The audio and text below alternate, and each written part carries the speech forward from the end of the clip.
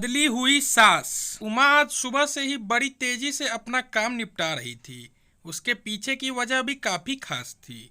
उसको पूरे 3 साल बाद अपने मायके जाने का मौका जो मिला था। काम करते वक्त वह काफी रिलैक्स थी, क्योंकि सासू माँ ने उनसे कहा था कि कुछ दिनों तक दीपा, जो कि उसकी ननद थी, नहीं आने वाली है। उसकी यह एक ननद 100 के बराबर थी।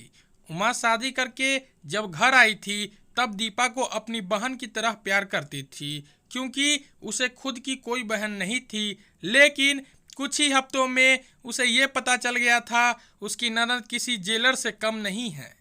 हालांकि दीपा का ब्याह हो चुका था, लेकिन उसे अपने ससुराल वालों की किसी भी प्रकार का चिंता नहीं थी। उसे जब जी करता वह अपने मायके चली आती और मायके वालों पर अपना हुक्म चलाती, खासकर अपनी भाभी पर। वह डिसाइड करती थी वहाँ पर क्या खाना पकेगा, कोई घूमने जाएगा कि नहीं, या जाएगा तो कहाँ जाएगा। दीपा ही थी जो हर बार उमा को किसी न किसी बहाने से अपने मायके जाने से रोक लेती थी। लेकिन आज का दिन कुछ अलग था, क्योंकि माँ के कहने पर दीपा के पति ने उसके मायके जाने का इंतजाम कर दिया था। ट्रेन की भी टिकट बुक हो चुकी थी। सारा काम खत्म करने के बाद उमा अपने पति के साथ अपना सामान लेकर घर से बाहर निकले ही थी कि सामने से दीपा आती हुई दिखाई दी। दीपा, जिसके मुंह पर बड़ी सी स्माइल और आंखों में चमक थी, वही दूसरी तरफ उमा की आंखों में उसको देखकर पानी आ गया था, जो बस आंसू के रूप में छलकना बाकी था। भैया, भाभी के पास आकर दीपा ने कहा, क्यों भैया, कहाँ चले? अपनी पत्नी के साथ सैर सपाटा करने के लिए? अपनी बहन को भूल गए क्या? दीपक ने कहा, कहीं सैर सपाटा करने नहीं, तुम्हारी भाभी को मायके छोड़ने जा रहा हूँ। अच्छा, मैं आई और भाभी जाएगी? क्या आपकी पत्नी को मेरा आना पसंद नहीं है? दीपा ने भाई भाभी को टोंट मारते हुए कहा। मन में उदासी और आंखों में नमी लिए उमा पलटकर घर के अंदर जाने लगी, क्योंकि उसने मान लिया था कि इस बार भी दीपा की वजह से उसके मायके जाना कैंसल हो जाएगा। लेकिन तभी सामने से उसकी सास आई और बोली, तुम दोनों अभी तक रेलवे स्टेशन नहीं गए? क्या गाड़ी के पीछे दौड़ते हुए जाओगे? दीपा बीच में टपकते हुए बोली, यह क्या कह रही हो माँ? मैं आई हूँ और आप भाभी को मायके भेज रही हो? क्या अब मैं आपको भी इतनी खटकने लगी हूँ? माँ ने दीपा को डांटते हुए कहा, तेरा क्या है बेटा, तेरे लिए मायका थोड़ी ही है, यह तो तेरे लिए एक प्रवास स्थल है, जहाँ तू जब जी चाहे जब अपने ससुराल में बोरियत महसूस करे आ जाती है। लेकिन वह बेचारी तो ऐसा नहीं करती, बल्कि वह तो जब जाना चाहिए तब भी अपने मायके नहीं जाती। इसलिए उसका भी मायके जाना बहुत जरूरी है। मैं तेरे या मेरे या किसी और की वजह से उसका इस बार मायके जाना बिल्कुल रद्द नहीं होने दूंगी। पहले यह बता, तू तो कुछ दिन के लिए नहीं आने वाली थी ना, फिर कैसे आ गई?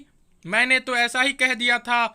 मैं देखना चाहती थी कि मेरे ना आने से भैया खुश होते हैं कि मुझे बुलाते हैं। दीपा ने कहा, हाँ हाँ, क्यों नहीं, कोई बुलाए या ना आए, पर्यटन स्थल पर तो हर कोई जा सकता है। अब की बार मेरी बहू को उसके पर्यटन स्थल पर, यानी कि उसके मायके जाने दे।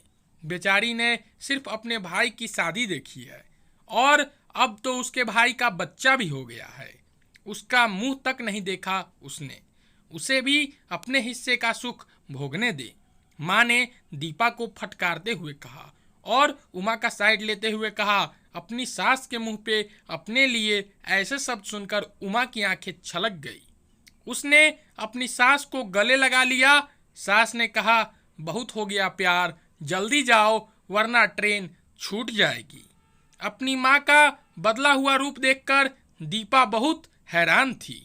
उसे यकीन ही नहीं हो रहा था कि यह वही माँ है जो उसका हर कहा मानती थी और हमेशा उसका पक्ष लेती थी, चाहे बहू सही हो या गलत। वही माँ अपने मन से अपनी उस दोस्त को धन्यवाद दे रही थी जो कुछ दिनों पहले उसके घर आई थी और कुछ दिन रही थी, और जाते जाते उसकी आंखें खोल गई थी।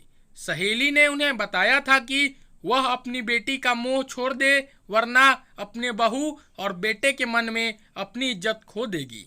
बिना सोचे समझे, बिना अच्छे बुरे का विचार किए हर फैसला सिर्फ अपनी बेटी के हिसाब से लेना सही नहीं है। रेलवे स्टेशन पर ट्रेन के डिब्बे में बैठी उमा के चेहरे पर एक बहुत प्यारी मुस्कान थी, जिसे देखकर दीपक को महसूस हुआ कि यह वह प्यारी मुस्कान है जिसे उसने 3 सालों से देखी नहीं थी। सच ही तो है, मायका महिलाओं के लिए पर्यटन स्थल ही तो होता है, जहां वह अपने ससुराल की सारी चिंताएं, टेंशन भूलकर कुछ दिन आराम से रहती है। आशा करता हूं कि आपको यह सास, बहू और ननद की कहानी पसंद आई होगी। ऐसे ही हर रोज एक नया कहानी देखने के लिए हमारे चैनल को सब्सक्राइब कर दे और कहानी पसंद आई हो तो कहानी को एक लाइक कर दे।